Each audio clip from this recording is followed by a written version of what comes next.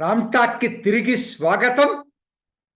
నిన్న తిరుపతిలో జరిగింది హృదయ విదారకం.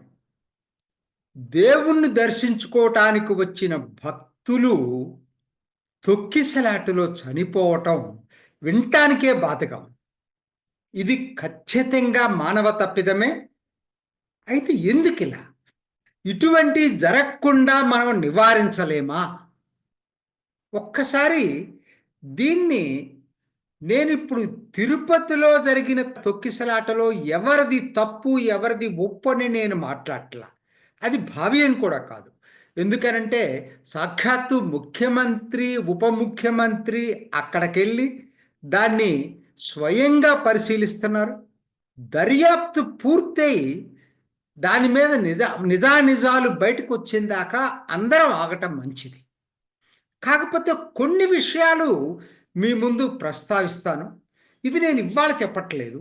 నేను ఇంతకుముందు ఒక 2-3 నెలల క్రితం అనుకుంటాను, లేకపోతే అంతకు ముందు నేను తిరుమలలో దైవ దర్శనం మీద ఒక వీడియో చేశాను. ముఖ్యంగా నా పాయింట్ అలా క్రౌడ్ మేనేజ్మెంట్. ఇది క్రౌడ్ మేనేజ్మెంట్ అంటే అదేదో మామూలు పోలీసులు లేకపోతే టీటీడీ మామూలు స్టాఫ్ వాళ్ళు మేనేజ్ చేయటం అనేది అసలు శుద్ధ తప్పు. నంబర్ 1 నా దృష్టిలో నాకున్నటువంటి ఆలోచనలు చెప్తాను. Crowd management it self is a professional subject. అంత తేలికైన సబ్జెక్ట్ కాదు, సెన్సిటివ్ సబ్జెక్ట్ కూడా. దీన్ని చాలా చాలా చాలా స్టడీ చేయాల్సి ఉంటుంది దీనికోసం. నేను లాస్ట్ టైం నా వీడియోలో నేను అబ్జర్వ్ చేసి చెప్పాను. నేను చేయలే, నేను వెళ్ళలేదు. అమెరికా నుంచి వచ్చిన మా డాటర్ చెప్పింది నేను మీకు చెప్పాను. ఎందుకంటే క్రౌడ్ మేనేజ్మెంట్లో జరుగుతున్నటువంటి తప్పులేంటి, అసలు అక్కడ ఎలా జరుగుండాలి, ఎలా జరుగుతూ ఉండాలనే దాని మీద నేను ఒక వీడియో చేశాను. ఎందుకనంటే మీరు ఒక స్థాయి వరకే ఈ ధర్మదర్శనం స్పెషల్ టికెట్లు అన్నీ అక్కడి నుంచి అందరు కలిసే కూర్చోబెడతారు. ఓకే, మీరు అది నేను దాని గురించి మీ పాలసీ విధానం ఏదో తీసుకోండి, నేను దాని గురించి కూడా మాట్లాడట్లా. క్రౌడ్ రన్నింగ్గా వెళ్ళేటట్టుగా ఎందుకు చేయలేరు? దీని మీద ఎక్కువ ఎక్స్ప్లోర్ చేయాల్సినటువంటి అవసరం ఉంది. చేయట్లేదని కూడా నేను ఎవరిని బ్లేమ్ చేయను. ఎందుకంటే దూరం గుండి మనం మాట్లాడే బదులు అక్కడ పనిచేసే వాళ్ళకి బాగా తెలుస్తుంది. నాకున్న సూచనలు ఏంటో కొన్ని చెప్తాను. అది ఇదైతే నేను ఎవరినో అకౌంటబిలిటీ ఫిక్స్ చేయడానికి కాదు, నాకు వస్తున్నటువంటి ఆలోచనలు. Crowd management is a professional subject number 1. రెండోది, మీరు రన్నింగ్ అని నేను ఎందుకు అంటున్నానంటే, మీరు ఆ క్యూలో కూర్చోబెడుతున్నారు. ఒక్కొక్క హాల్లో సుమారు ఒక 200 మందిని అనుకుందాం కూర్చోబెడుతున్నారు. ముందుగా మీరు చూడాల్సింది ఏంటి, అక్కడ కూర్చునే వాళ్ళకి అన్ని సౌకర్యాలు ఉన్నాయా లేదా అది చూడాలి కదా. ఎంతమంది టీటీడీ బోర్డు సభ్యులు ఈ విషయం పట్టించుకున్నారు? సాధారణంగా ప్రజలు వెళ్ళేటువంటి హాల్లో కూర్చొని చూడాలి వాళ్ళు. నేను నాకు చెప్పినటువంటి విషయం మీకు చెప్తా. పిల్లలకి ఏదైనా అన్ని గంటలు కూర్చున్నప్పుడు పిల్లలకి ఏదైనా టాయిలెట్స్ అవసరాలు వచ్చినా పెద్దవాళ్ళకు వచ్చినా అక్కడ చూసిన పరిస్థితి చాలా షాక్ అయ్యా. నేను చెప్పింది మా డాటర్ చెప్పిన దాని ప్రకారంగా.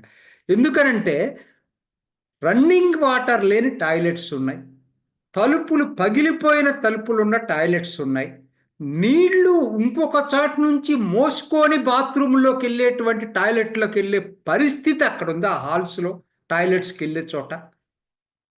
అంటే మీకు అనిపించవచ్చు ఇది మీకు చిన్న విషయం కావచ్చు, కానీ ఇదే పెద్ద విషయం. సౌకర్యాలు అనేది చాలా ఇంపార్టెంట్.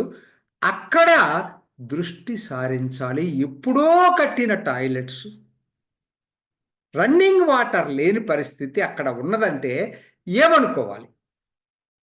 ఇవి ఒక్కసారి టీటీడీ కూడా వీటి మీద కూడా దృష్టి సారించాలా. ఒక్కసారి పర్సనల్గా వాళ్ళు విజిట్ చేసి ఇటువంటి అన్ని చూడాలి. అధికారులు చెప్పింది నమ్మి వెళ్ళిపోకూడదు.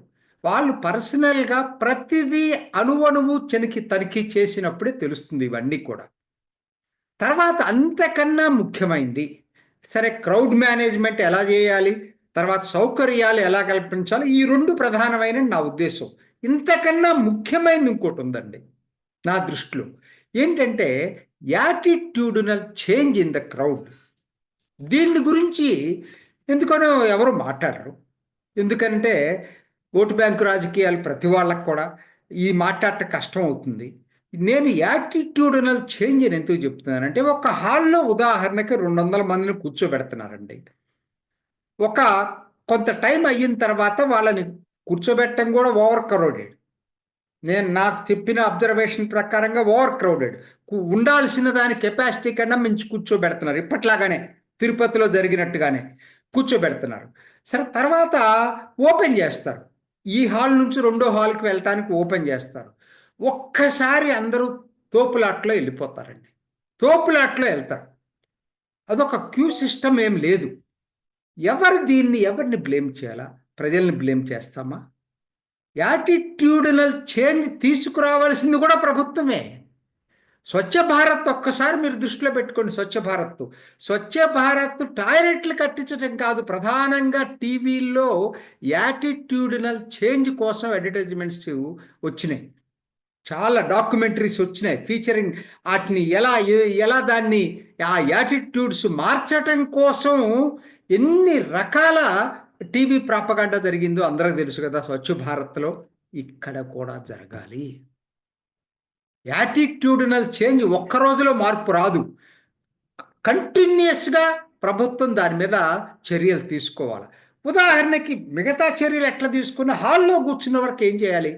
హాల్లో కూర్చున్న దానికి అక్కడున్నటువంటి కమిటెడ్ వాలంటీర్సు ఒకరుంటే సరిపోదండి.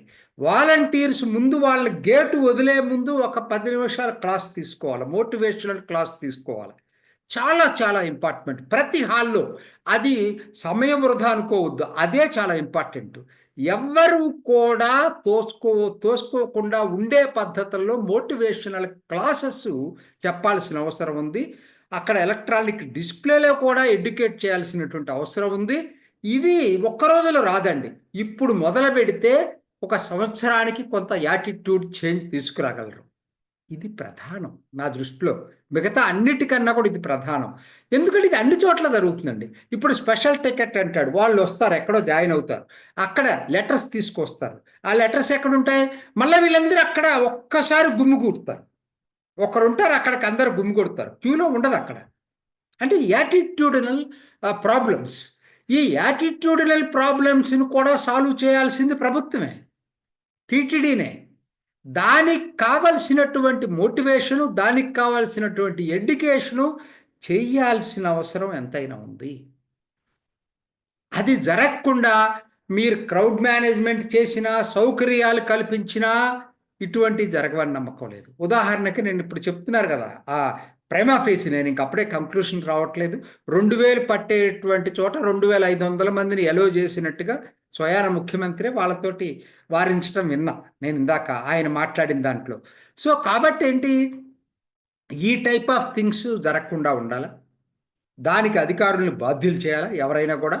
రెండోది నేను చెప్పిన సౌకర్యాలు, ఒకటి యాటిట్యూడినల్ ప్రాబ్లమ్స్. ఈ 3 గనక మీరు ఇవన్నీ కోఆర్డినేట్ చేసుకోకుండా కేవలం ఇదేదో ఒక రాజకీయ కోణంలో చూడొద్దండి. ఎందుకంటే అప్పుడే మొదలైనవి. వైఎస్ఆర్సిపి దీని మీద ప్రతి వాళ్ళు వచ్చి టీవీల్లో వాళ్ళ ఇష్టం వచ్చినట్టు వాగేస్తూ ఉన్నారు. ఇదేమన్నా వాళ్ళ టైంలో జరిగినట్టు కాంట్రాక్టులు అవినీతి కాదు కదా. మేనేజ్ చేయటంలో ఫెయిల్యూర్ ఒప్పుకుంటాం, పాలనా వైఫల్యం అయితే ఉంది, దాన్ని నేను కాదంట్లా. దానికి 2 తీసుకోవాలి.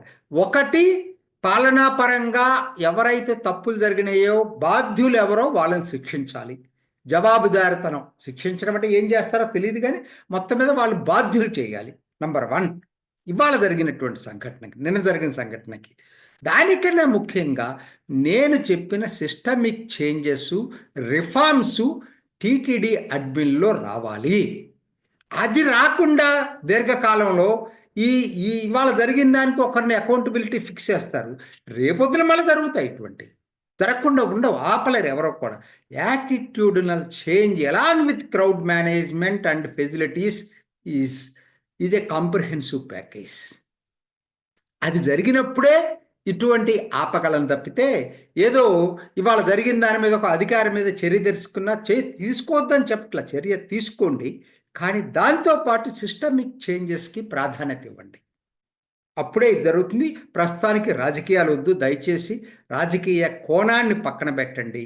దీంట్లో ఎట్లయితే భక్తులకి దాన్ని దర్శనం త్వరగా చేయటానికి ఏ విధంగా మనం చేయగలమో దాని మీద దృష్టి సారించండి. ఇది ఈనాటి రామ్టాక్. ఇంకొక ఎపిసోడ్లో మళ్ళీ కలుసుకుందాం. నమస్తే. చూసారు కదండి, మరి ఈ వీడియో కనుక మీకు నచ్చినట్లయితే ఒక లైక్ కొట్టేసి మీ అభిప్రాయాన్ని కూడా కామెంట్ బాక్స్లో తెలియజేస్తూ ఇలాంటి ఇంట్రెస్టింగ్ అప్డేట్స్ కోసం మా ఛానల్ని సబ్స్క్రైబ్ చేసుకోండి.